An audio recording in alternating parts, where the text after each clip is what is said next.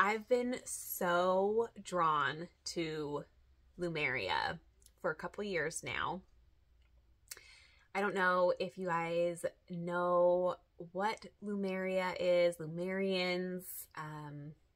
It's been a really fascinating journey. I'm not claiming to know everything about this race of humans, but they're a very fascinating. It's a very fascinating topic to go down, because I've come to believe that Lemurians were one of the first human creations. I can't quite, like, trying to connect like Adam and Eve and the Garden of Eden is very similar to like the Lemurian time period. It might be off by some years, I'm not sure. But I do know Lemurians came before the Atlanteans. And Lemurians were like the highest vibration of human, if you will. And they were one with nature, one with the animals. They lived in a time where they didn't need animals to survive, to eat. So they were friends with the animals. They communicated with the animals. Communication was like through telepathy and things like that. They were very aware of their power and their gifts and their abilities. They were completely tapped in with Source God. And they lived in such a beautiful harmony and balance with the earth and everything that inhabited the earth. There was no money at that time. God provided everything, you know, fruit trees and all these things. And Dolores Cannon even speaks about them and other beings of that time in her books. And she talks about how we're going back to that kind of time period. And she speaks about something called a custard apple, and how you know that we're going to go back into those, that we're on that transition back, is they'll start seeing these things called custard apples, and they're around. I've seen them. I've seen some other people that I follow talk about getting their hands on some custard apples. And Dolores Cannon talks about how these custard apples will have, it's like a full meal in one piece of fruit, and it will sustain you for like 2 months. Can you imagine, like, just being able to live and not think about food 24/7? All you have to eat is high vibrational foods, and it'll keep you full for so long. Like, I think that is amazing, and I cannot wait to go back to those time periods where we're just one with the animals. We can communicate with the animals. Money isn't a thing anymore. Everybody just has what they need, and, you know, trade their, you know, specialty and gifts and share it back to the community. Like, that is heaven on earth for me. And I'm going to pull some cards from my Beyond Lemuria deck, because I've just been so, I've been thinking about Lemuria and Lemurian beings a lot recently. And so I feel like something needs to come through. Another really cool thing that I've learned is I have a couple Lemurian quartz crystals. This is my newest one. I've gotten a lot of my new crystals from a new friend of mine that goes to these places and gets all these crystals, and she's just such a sweetheart. I'll link her Instagram, and you can give her a follow and buy some beautiful crystals from her. This one's a sphere, so they don't really have the keys, but this one is a Lemurian quartz crystal, and I'll see if I can get in a little bit close enough so you can see these keys. So you can kind of see, like, regular quartz crystal doesn't have this, but these have these keys. You can kind of see, oh, there you go. Yeah, so there's these markings, and you can literally use them to meditate. And so what it is said is that the Lemurian beings, because they could tap into telepathy and all these other gifts that we're just not quite aware of yet, and they embedded it into the crystal.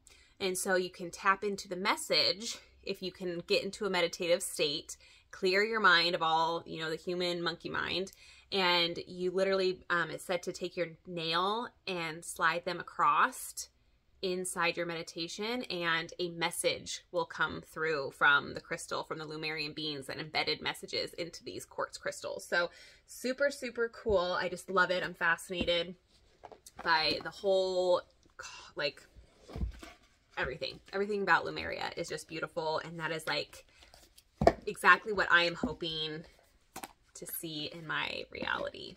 As much as I love food and cooking, it gets very annoying here on Earth to navigate what's good for you, what's not good for you, all of those things. So, all right, I'm going to call in spirit, angels, and guides of the Most High. I call in the Lemurian beings, please. I call in protection of the highest. Protect my space and protect my viewers during this reading, please. Thank you.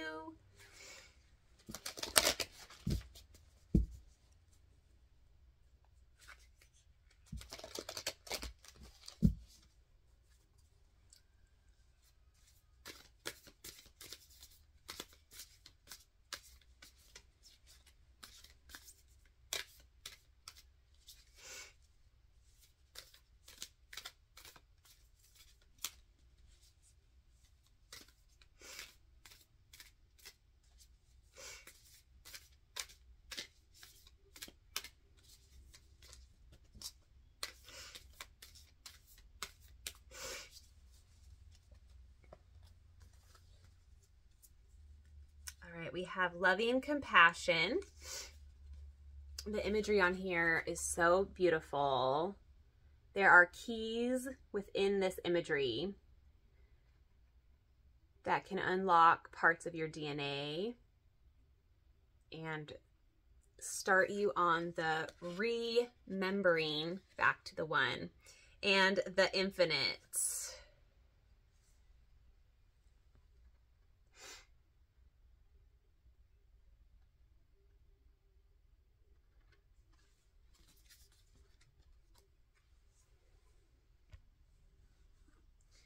All right, our Lemurian ancestors want us to tap into loving compassion at this time.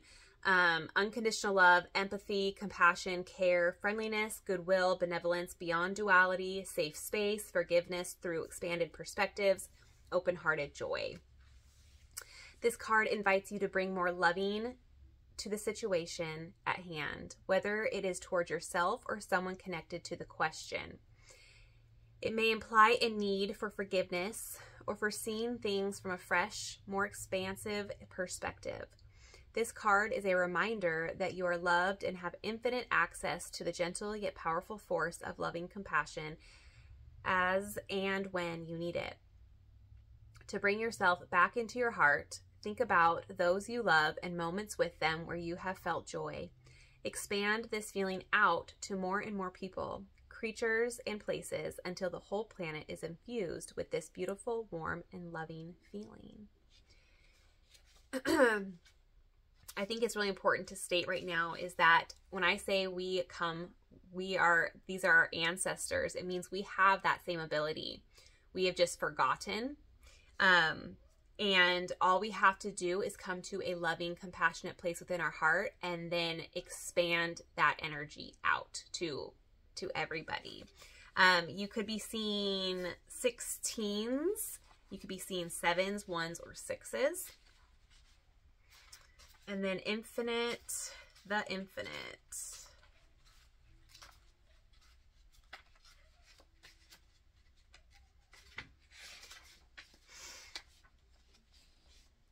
The eternal life force, cycles of growth, rising from the ashes, many deaths and rebirths within one's life. You are so much more than your physical body. Yes. We are infinite. We are electromagnetic beings. We are so powerful. And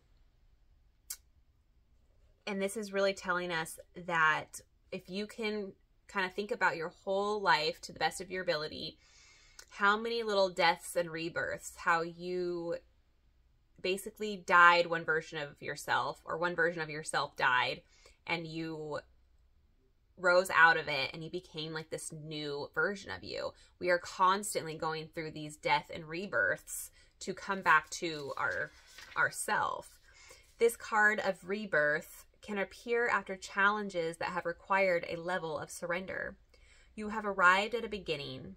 Revel in your newfound inner freedom. Blockages have fallen away, doors are opening, and there are opportunities to step into. Stretch your wings and see how far they can reach. Rise from the ashes like a phoenix, born anew, ready for a new cycle of growth. Celebrate, honor the road that brought you here, and prepare to take flight with the tools you have gathered through your elevation process.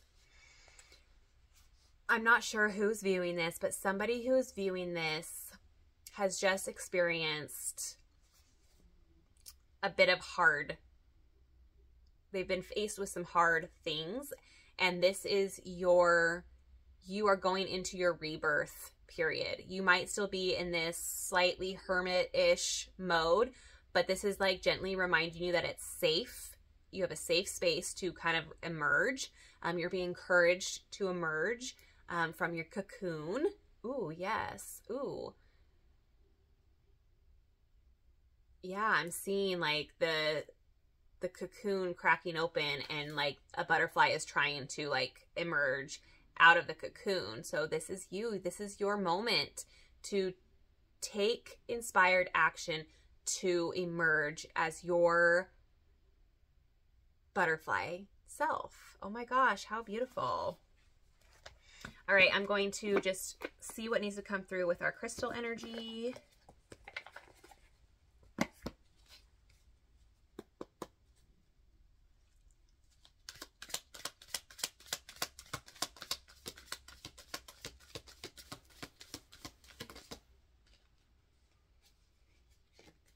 Inner child.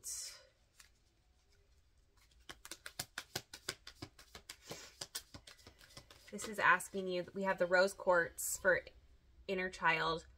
Rose quartz is a lot of heart chakra activation. So if you have rose quartz or you feel like you need to like activate your heart chakra, invite more loving compassion into your life, grab some rose quartz.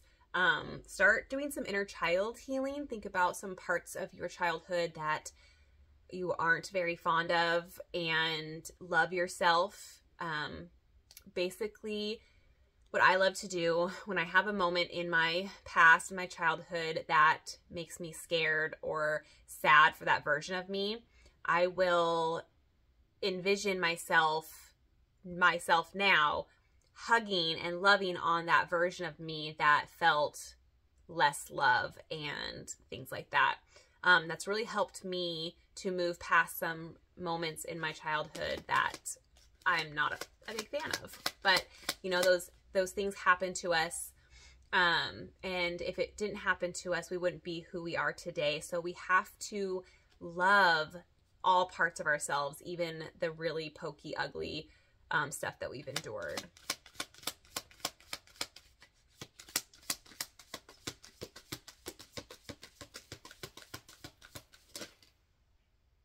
Oh, sexuality. Tap into your sexuality.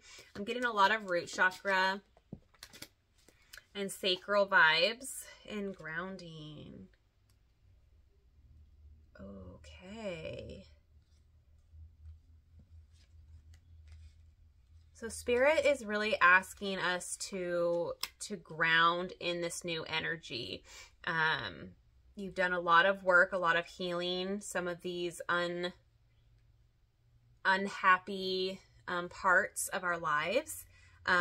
Spirit is asking to really, really, really tap into your sexuality, tap into your sensuality.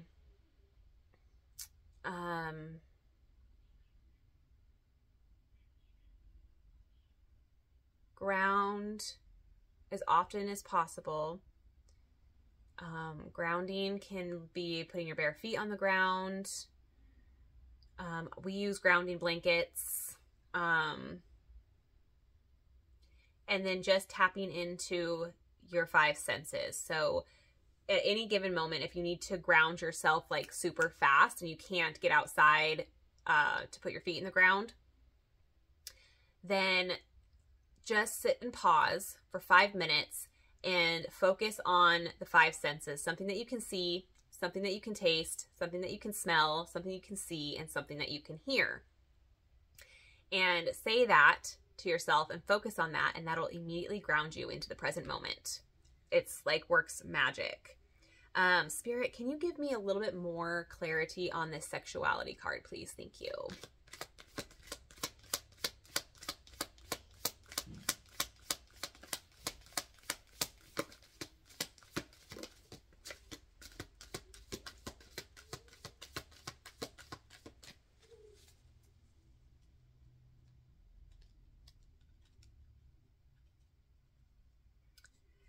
I'm getting the sense that somebody has a hard time expressing their sexuality. I don't know who this is for. Take what resonates always. I feel like this is very specific. So if this isn't for you, then just, you know, just don't take it as your message, okay? Just use discernment. But I'm getting this feeling like you've lost like the ability and the confidence within your sexuality. You've lost the ability to, I want to say, like, come on to your partner or initiate the first move or things like that. And so if that's you, I'm being guided to tell you to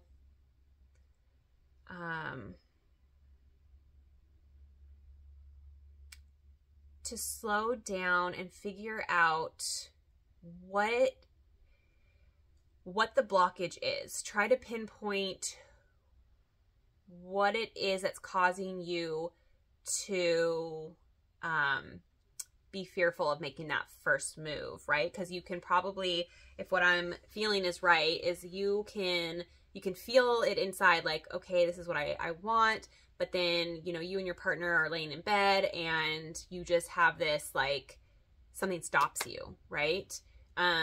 So you need to tap into yourself and ask yourself, I can't give you that answer. You need to tap into your heart and ask, like, what it is specifically that, that's affecting you to make that move. Yeah. Let's see what this card was. Protection. I'm hearing, okay, there's like 2 different versions of this. Some of you, I'm being guided to say, need to up your protection at this time, protect your energy. You have some energy vampires in your life. And excuse me, my nose ring. Some of you have energy vampires in your life right now, and you need to pay attention to how you feel around the people and individuals that you encounter in your life.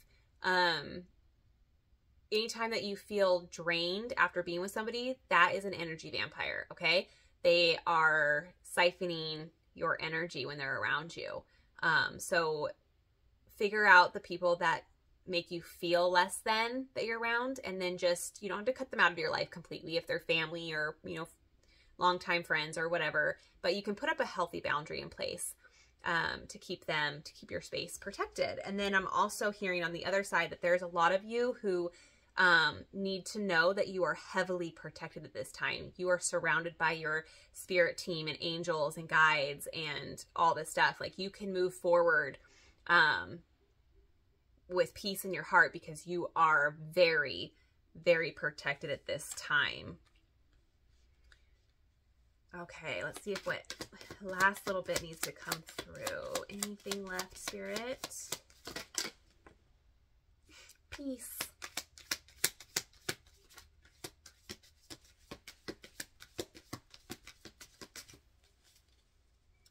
Tap into peace. We're going to leave the message here at peace because I think we're all searching for peace, and peace is going to look differently for every single person.